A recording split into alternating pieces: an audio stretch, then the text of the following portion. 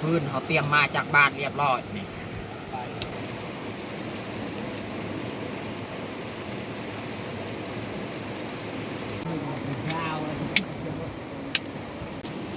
มาแซนแล้ว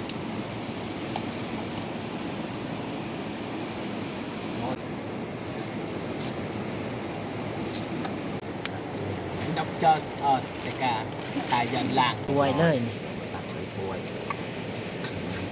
กินสุกเรียบร้อยตัดเสร็จเลย ลองซีม เปิด นี่ ตีบิดรถยอดกัน แห้งแจ่มแยง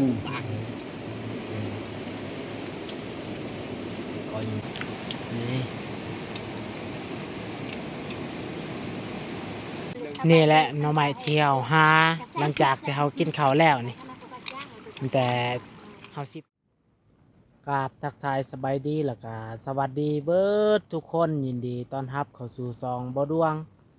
สำหรับมื้อนี้บ่อดวงกับทีมงานก็สีลงห้วย ออกหากินมีแต่ให้ทุกคนนี่สามารถติดตามชมคลิปยาวๆกันเลย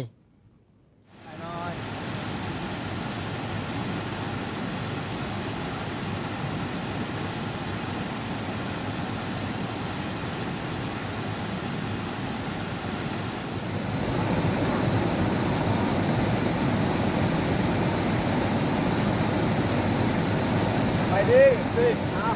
ฝากติดตามเด้อซองเบาหนุ่มนะ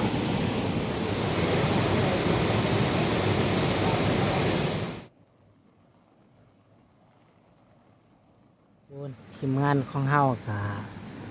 ไปก่อนนะคะถ่ายคลิปไปนำนี่ส่วนเฮานี่ยางลำลังแต่ว่าช่วงนี้ก็ฝนตกตลอดเลยนี่ตอนเช้านี่ตกแห้งแต่ว่าเดี๋ยวนี้นี่ก็แค่แน่แล้วนี่ฝนตกบ่หลายนี่แต่ว่าก็บ่ได้เช้าตกได้ทุกคนนี่จังน้อยนี่ตอนเพลนี่น่าจะตกแห้งอีกเพราะแต่ละมือกับแบบนี้แหละกล้วยนี่น้ำนี่แห้งนี่เวลาเราขี่รถนี่ถ้าคนเดียวนี่เราบ่สามารถที่จะเอารถข้ามไปนี่น้ำนี่อาจสิบ่แล้วบ่ได้ร้ายแต่ว่ามันแห้งนี่ทุกคนนี่เบิ่งกระแสน้ำนี่โอ้เอาไม่แต่เราสิข้ามไปนี่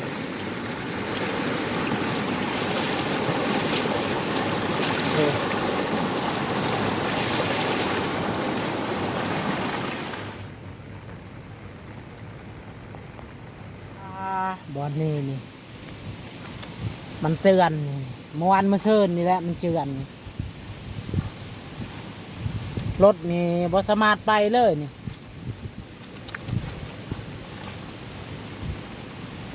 บ่ดวงเองก็หักกะมานี่หักก็เห็นมันเตือนนี่บ่ดวงเองก็บ่ได้เคยไปนี่ตอนนี้เฮาก็มาฮอดไกลห้วยแล้วนี่แต่เฮาสิแยกกันหานี่เบาซีเบาปอกกับเมียเพิ่นนี่หาแต่พูนลงลุ่มนี่ส่วนเฮากับเบายูบนี่สิหาขึ้นเทิงแล้วก็มาหาแล้วนี่เฮาสิมาโฮมกันอีกก็เฮาได้หลายปานใดนี่แต่ทุกคนนี่สามารถติดตามชมนี่การหาปลาของเฮากับเบายูบนี่ผลงานมื้อนี้นี่เฮาได้หลายปานใดเอ้ามีแต่ทุกคนเกียมไปรับชมบัดบ่ดวงกับบ่ยูพาปลาเลยฝนตกแถมลมพัดอีกนี่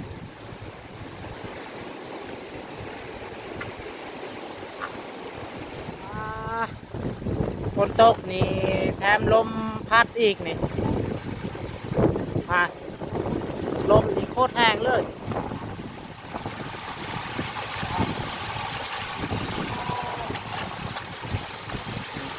แถมอีกดินถล่มนี่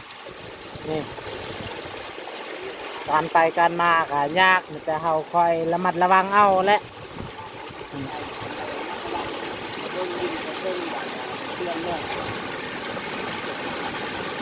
เอามีแต่เราสิไปเลยนี่ตอนนี้เราก็มาฮอดห้วยแล้วนี่แต่ว่าน้ำนี่โคตรลายเลยทุกคนนี่ น้ำซองซ้ายนี่มาโฮมกันนี่แห้งลายนี่มีแต่ใส่ใหญ่ๆเลยนี่น้ำนี่โอ้จักสีวานแฮได้เป็นหรือบอนี่เพราะน้ำนี่มันสัตว์ฮอตปลาเลยนี่มันสัตว์ทางแคมนี่เขาอาจนาจะบ่มีบอลวานนี่นี่แหละน้ำซองทรายโฮมกันนี่ความมันลายนี่เป็นตะย่านเวลาเขาวันแห่เขาก็ต้องระมัดระวังในการย่างนี่แหละขันเขาพลาดนี่เรียบร้อยเลยนี่นำเอาไปนี่วันนี้เขากามาหอดห้วยแล้วนี่มีแต่เขาสีปะเครื่องอยู่นี่และสีขึ้นยัดอยู่ท่อตัวนี้นี่บ่ให้คนเห็นนี่มีแต่เขาสีปะเครื่องเลยนี่อยู่นี่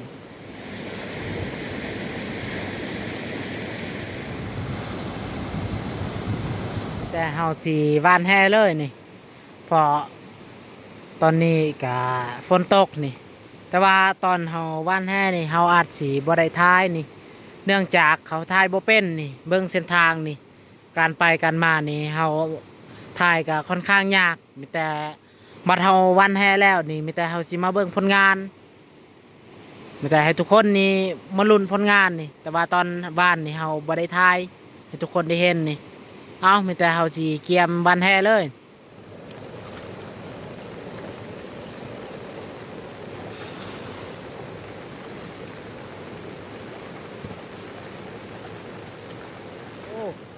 หมอหยูบได้ปลาแล้วนี่มาเบิ้งนี่ นี่แหละโอ้ได้แท็กมานเลย นี่ ได้พร้อมกับปลาติดพินปลาติดพิน2 ตัว ได้กับปลาเตทีนนี่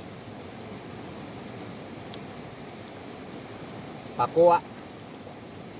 วานครั้งแรกเลยนี่ แม่นแล้วโอ้ แต่เฮามาเบิ่งผลงานจักหน้อยอีกนี่แต่ว่าตอนวานอีกนี่เฮาอาจสิบ่ได้ทายนี่ บริท้ายแล้วเพราะว่าเส้นทางการไปกับค่อนข้างยากแน่แล้วได้ปลากัวตัวหนึงแล้วก็ปลาติดพิน2 ตัวเป็นได้เฮาสิบ้านต่อไปเลย นี่เฮาก็มาโฮมกันแล้วนี่แต่เฮาสิมาเบิ่งผลงานรวมทั้งหมด ตอนนี้เขา ของเขาได้นี่ แล้ว แต่เฮามาเบิ่งผลงานนี่ เขาได้แต่ นี่แหละผลงานร่วมนี่กับปลาของ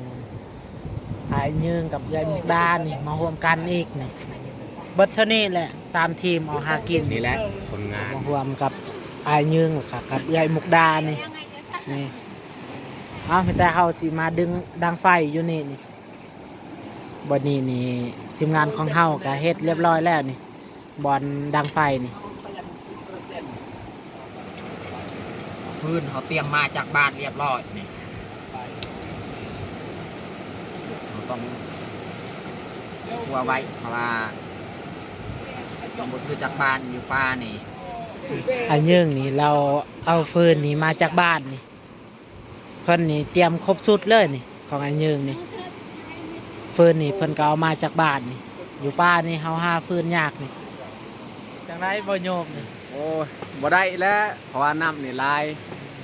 เพราะว่าแห้ง เอาสอง บ่ ค ได้ น ป่านะ ได้วานแห่นี่บ่ได้ป้านี่ได้แต่ตัวหนึ่งอยู่หันเลยนี่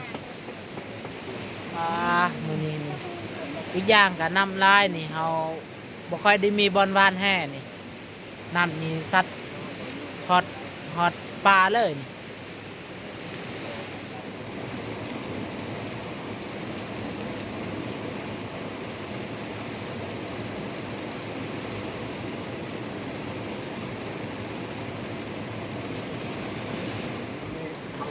เฮาสิกลางนี่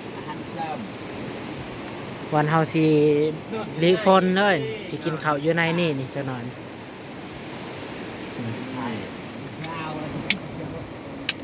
นี่แหละเฮาสิเฮ็ดหลักบอลเฮาสิเฮ็ดของกินนี่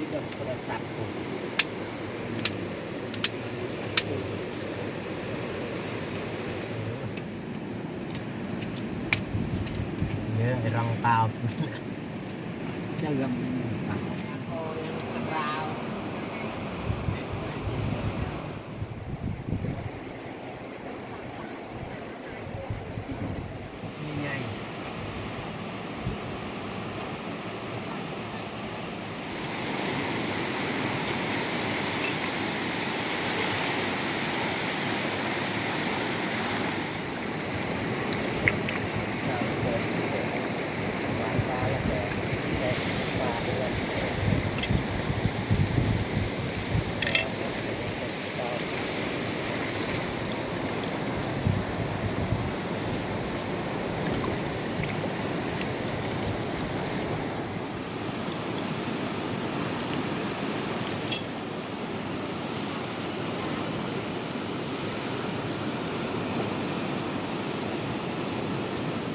ไปกันใส่เครื่องปรุงเลย แล้วเขาสิใส่เครื่องปรุงนี่ เลินเจอเลยรายได้เงินลำเจ็ดเรียนจ้าไล่ มาแซนแล้ว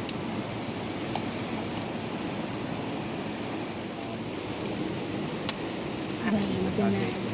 กลางบางแต่ไอ้แต่ได้ แซนนะ ผมและเอ็มเตอร์ดนตรีไอ้จริงไง เยอะอะ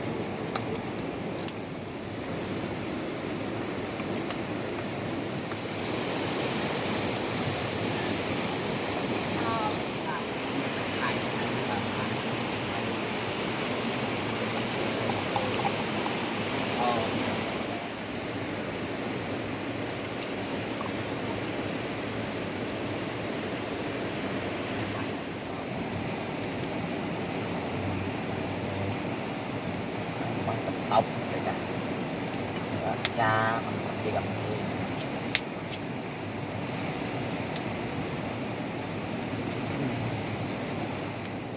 đọc cho tất cả tài dần làng เป้เป็นมือตมัดอะไร วันนี้เขากินของเฮากับไก่สิสุกแล้วนี่สุกแล้วนี่แต่เฮาสิปรุงเลยนี่ ตีดามู เจ้าอันสับ ตักใส่ถ้วยเลย แต่เฮาสิตักใส่ถ้วยเลยนี่ ตักใส่ถ้วยกินสุกเรียบร้อยตักใส่ถ้วย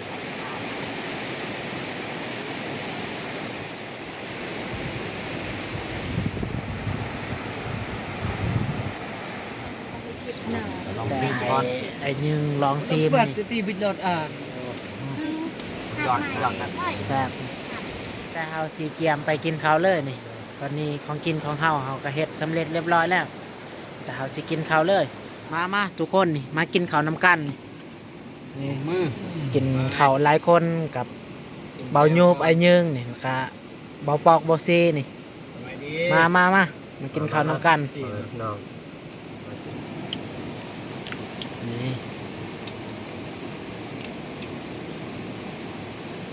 แก้มเย็น coi như đặt cơ coi như dây cái lại อ๋อลมพัดนี่ตอนกินข้าว สำลม นี่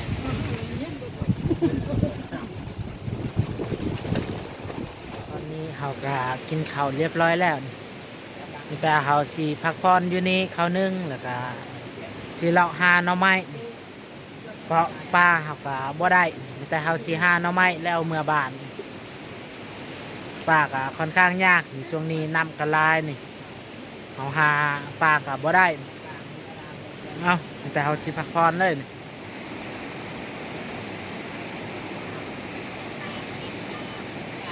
lại này hai này เดี๋ยวบางทานอาหารนะพี่พวมเน็ก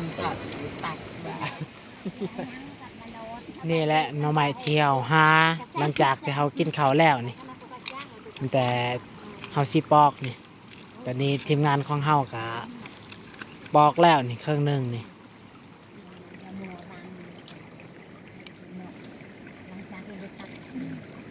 หน่อไม้ทั้งหมดที่ทีมงานเขาหาตอนแรกมื้อนี้นี่แต่เขาสิแบ่งกันนี่คนละกระทงย่างนี่แหละนี่ เอาหลังจากที่แบ่งกันแล้วนี่มีแต่เฮาสีเกียมเมื่อบานเลยนี่เอามีแต่เฮาสีเกียมเมื่อบานเลยทุกคนนี่ตอนนี้กับฝนแค่แน่นี่บ่ได้ตกนี่บ่คือตอนหาหน่อไม้เมื่อกี้นี่ฝนตกแห้งนี่เขาเลยบ่ได้ถ่ายนี่เอาแต่สำหรับคลิปนี้นี่น่าจะจบเพียงเท่านี้นี่ขอบใจทุกคนที่เขามาชมคลิปของเฮาแต่ต้นจนจบนี่